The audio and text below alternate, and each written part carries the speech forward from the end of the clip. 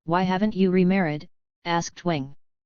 She told him, I'd hate to settle for a wife from any family less worthy than the Wangs. The old man fell silent and left the room. She walked out with him, assuring him, as soon as I've recovered from my injury, I'll come to see you, so you needn't trouble yourself to walk here to summon me.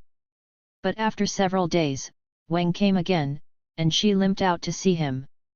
The old man sympathetically made a few inquiries about Shi's progress in recovering, then remarked, I've just had a discussion with my wife, and if you drive the ghost away, making it possible for our household to sleep in peace, we'd be willing to send our other daughter, Chongting, who's 17, if you wish, to attend to all your needs.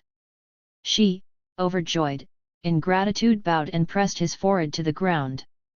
Then he told Wang, if this is your intention, how dare I continue fussing over my own body's afflictions? They immediately went out through his gate and rode off together. After he was finished examining the ghost's victims, she began to worry that Wang might go back on his offer, so he asked to confer with Wang's wife, hoping she would prove to be an ally. She hurried out to see him, declaring, Sir, have you seen any reason to doubt us?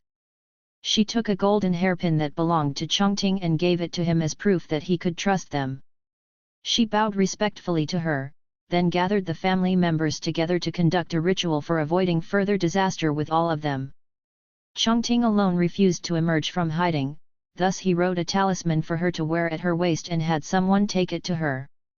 That night, everything was still, the apparition apparently eradicated, and Hongting alone continued moaning until she flung some charmed water on her, which instantly ended her affliction. She wanted to say goodbye and take his leave, but old Wang cordially detained him. As it grew late, dishes of meat and nuts were spread out, while Wang enthusiastically toasted Shi with wine. A couple hours later, the old man said good night to his guest and went to bed. Just as Shi, too, was preparing to go to sleep, he heard an urgent knock at his door. When he got up to see who it was, Chongting entered and shut the door, her expression panicked, as she cried, My family intends to come after you with swords to hurt you, so you must run away quickly. After speaking these words, she turned back and retreated the way she'd come. Pale, trembling in fear, she hurriedly scrambled over the wall to flee. He spotted the glow of a fire in the distance, and as he rushed towards it, he found some of his fellow villagers out for a night hunt. He was greatly relieved. He waited while they concluded their hunting, then walked along with the group as they returned home. She was furious about the treatment he'd received, but there was nothing he could do about it, so he thought about going to Bian, to look for Wang Shikeng.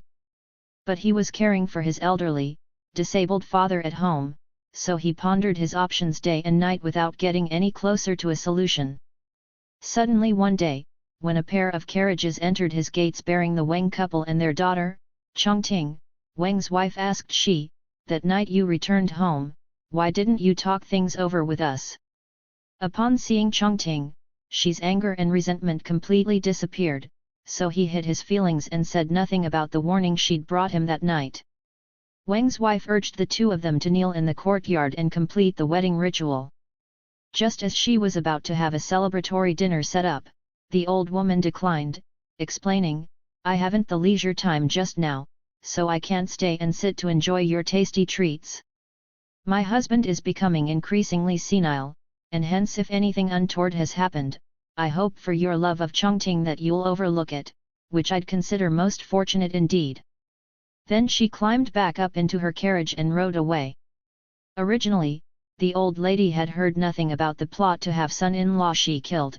When the men who'd been dispatched to hunt him down were unable to find him and returned, she began to realize what had been intended, finding this so intolerable that she cursed and reproached Wang every day. Chongting, too, became so upset that she wouldn't eat.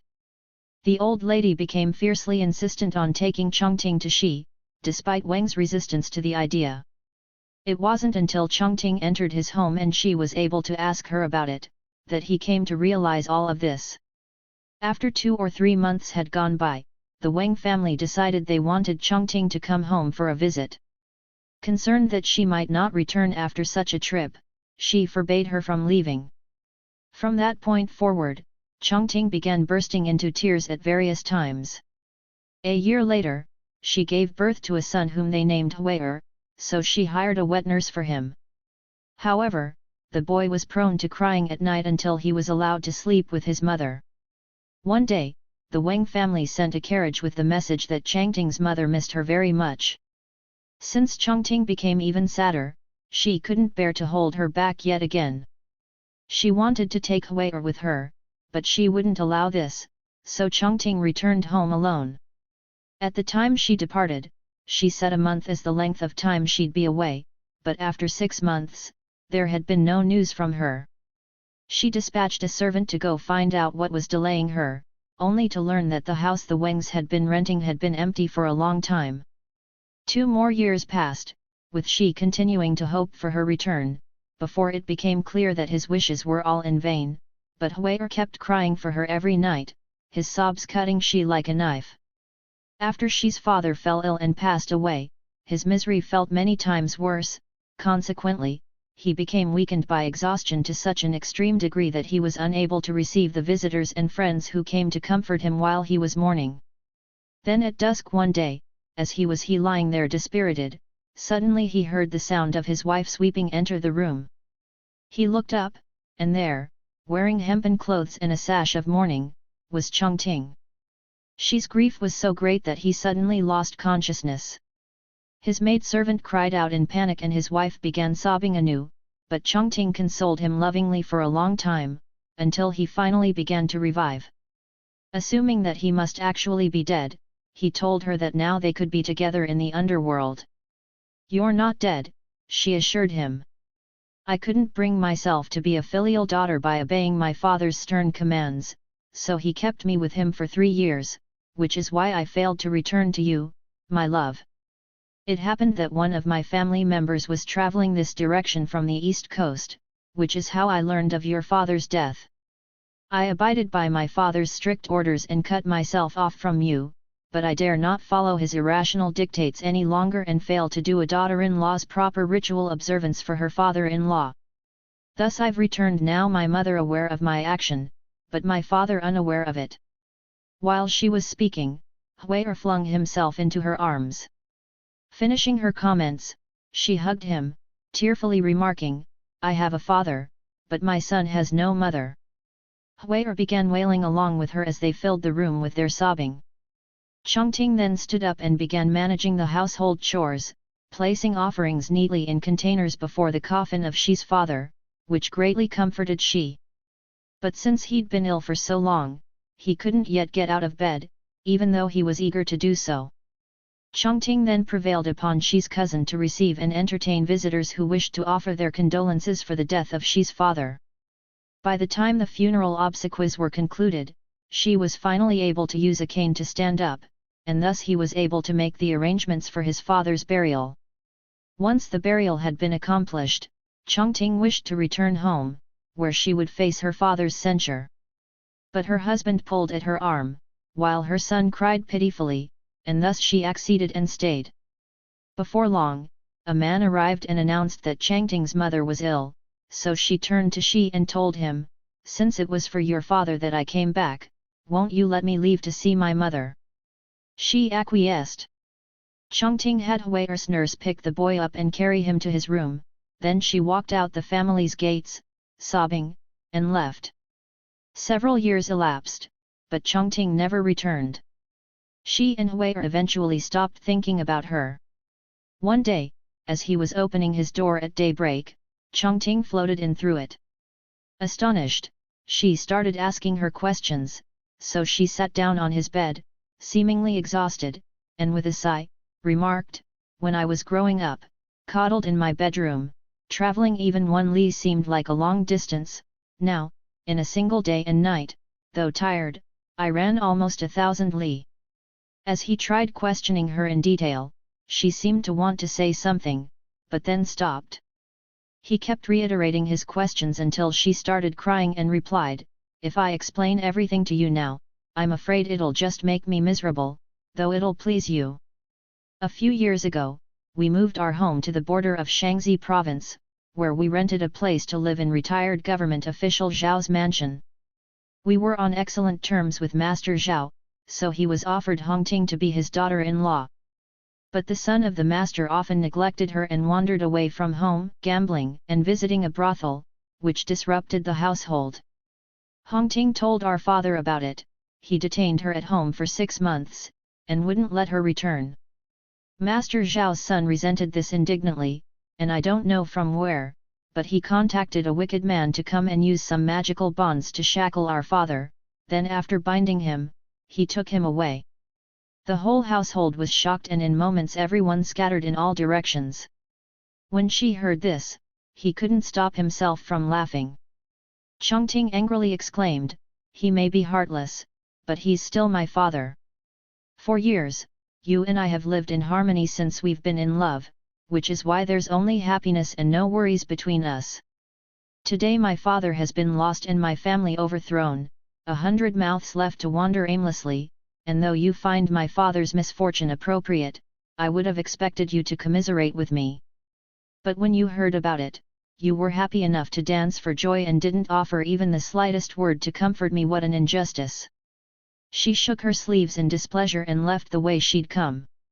She chased after her to apologize, but she'd already vanished. Disappointed and full of self-recrimination, he worried that this time they might be parted forever.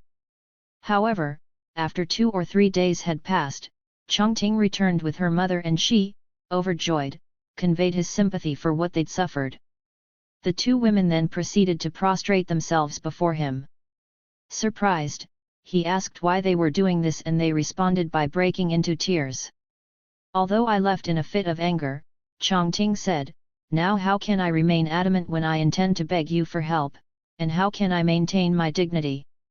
She replied, "Your father had been monstrous, yet your mother was kind, and you have loved me, so I can't forget about that. But I heard of your father's misfortunes and laughed at the news because that's just the way people react, so why can't you forgive my brief insensitivity?"